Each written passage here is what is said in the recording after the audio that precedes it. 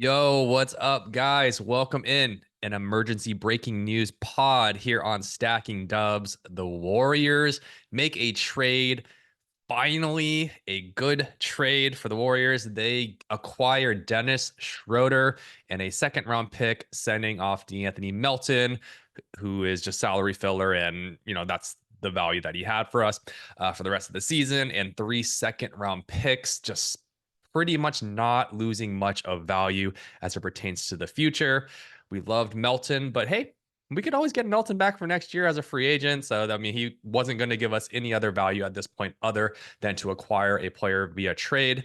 Most importantly, the Warriors still hold on to their best trade assets in their first round picks, in Kuminga, in Wiggins, who I don't consider a trade option at this point. But in getting Schroeder, we get a lot of holes filled. Primarily, we now have two guys that can handle the ball. Two guys can dribble on this team, including Steph Curry. Somebody else that can play make, somebody that can create shots, somebody that can catch and shoot of his own. Schroeder is shooting 45% from the field, but 38.7% from three on the season. Going back to last season, he shot 37.5% between two teams, including 41% from three in the 29 games he spent with the Nets. So he's shot it very well. I was watching literally before this trade got announced. I was sitting there on my phone watching some Schroeder highlights, just knowing that, hey, this is a very reasonable possibility. Also, just was cracking open a little bit of whiskey. I'm getting this pot in. I'm leaving for my own birthday party in about 30 minutes. So, cheers to y'all. Take another sip here. Uh, but a little early birthday present for me and for the Warriors. Schroeder fills a much needed two-way guard spot. I mean, when he's on, you can look at him and Curry just as combo guards. They're just going to be interchangeable. I mean, he's been playing on average 32, 33 minutes a game. He's not the best defender. He's only 6'1". He's 31 years old, but he's still very athletic and he works on defense. He's always giving Steph Curry a lot of trouble on the defensive end. And yeah, we'll be a little bit undersized, which I guess my immediate thoughts are you're going to play him in all closing lineups, and you're going to have to live with him being one of your point of attack defenders with Wiggins still there. Most of those closing and maybe even starting lineups are going to have basically Wiggins, Kuminga, and Draymond behind those two guards, which means one more move still needs to be made. This one obviously fills a lot of needs, but there's still one more move to be made unless Kuminga pops. The other move is going to be able to get a true rim protector, stretch five type player. Someone like a Miles Turner would be the perfect fit. I don't think that's quite feasible, but there's some options out there. There's a lot of names floating around. Another name I've thought about, it hurts defensively, but Nikola Vucevic, he gives you that stretch five option. And I guess the way the puzzle fits is that he would be perfect if you're going to end up holding on to Kuminga, because now you can play Kuminga at the three. You can put Vucevic as a stretch five, provide plenty of spacing, and that lineup works. But we'll see. I think now that we have a small lineup and small guards, you're going to have to hit a little bit more rim protection behind it and just a lot of rebounding, which Vucevic provides. But again, defensively, he's not the fleetest of foot in Vucevic, but he'll stretch you out offensively. He'll rebound, and he just gives you some size to reduce some wear and tear on Draymond. But we're not here to talk about that. We're here to talk about Schroeder. Schroeder, again, will log minutes, right? He's very consistently over 30 minutes. He had his ups and downs, including he was kind of down while he was with the Lakers. They thought it would work with him, but it's just with LeBron there as the primary ball handler, it just wasn't a good fit at all. But looking at his last couple of years, he's been very, very efficient overall. I mean, only 40, what is he, 45 and 44% from the field, but that's only on 12 shots a game. And with that, he's averaging a combined about 16, 17 points over the last 2 years. So we'll take that. Most importantly, he's a good catch and shoot 3-point shooter. He can shoot off the dribble.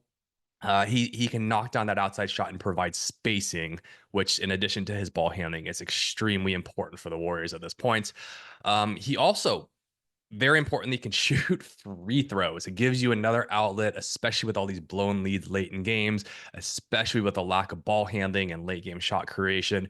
He fixes that. He gets to the line this year 3.5 times per game, shooting 89%. He's a career 83.8% free throw shooter.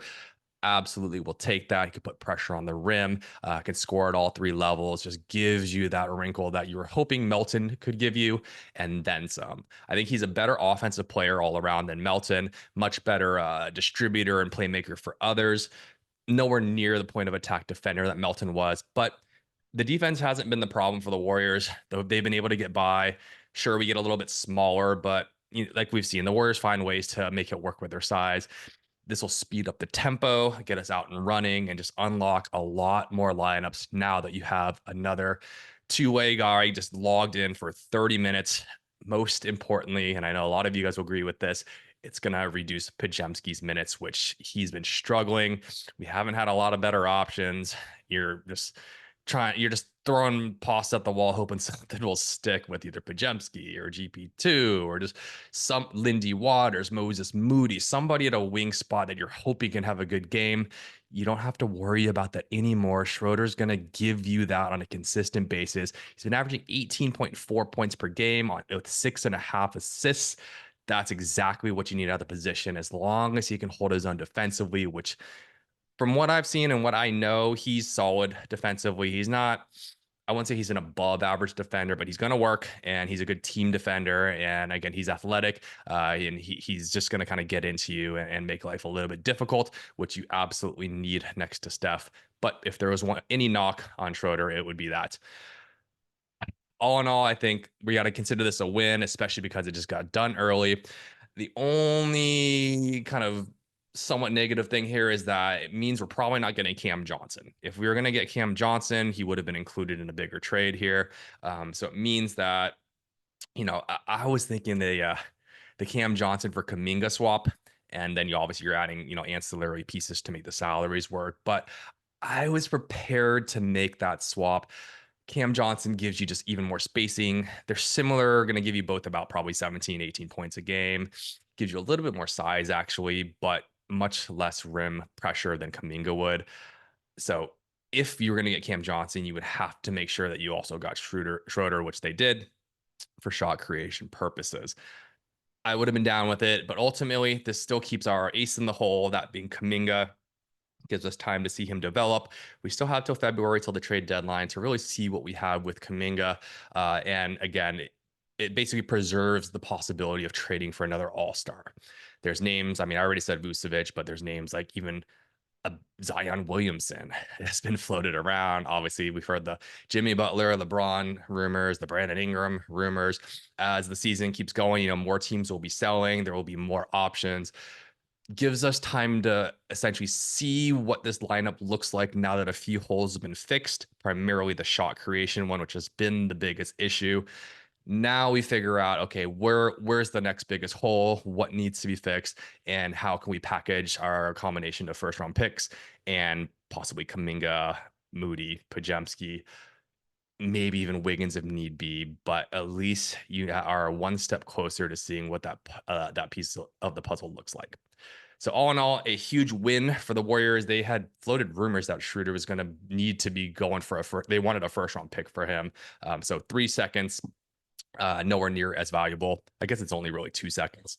2 seconds is nowhere near as valuable as a first round pick, especially if you're kind of talking late lottery, maybe even kind of in the early 20s or quite possibly the 30th pick, since the Warriors are going to be winning the championship. We're back on the hope train, guys. But nevertheless, something that I think we all needed a shot of life during this holiday season. It's been tough for the Warriors. It's been tough for the Niners. It's been tough for all of us. Gives us a little bit of a different look, and just something had to change, and we are going in the right direction. We did not have to overpay for it. So that all being said, applause, Mike Dunleavy, good job. Got something done. You're channeling your inner Buster Posey and just actually getting something done. More work needs to be done, but I'm excited for. We'll see when Schroeder comes across. It's not going to be for Sunday's game against the Mavericks, but maybe it'll be for the next Thursday. I think is the next game against the Grizzlies. So hopefully we'll see him there to shut down Jaw and the Grizzlies. All right. Well, enjoy your weekend, guys. One more cheers to you. Enjoy any holiday birthday parties you got. I'll be 1 year older next time we talk. Until then, I am Chris Chinn. Peace, love, and stacking dubs.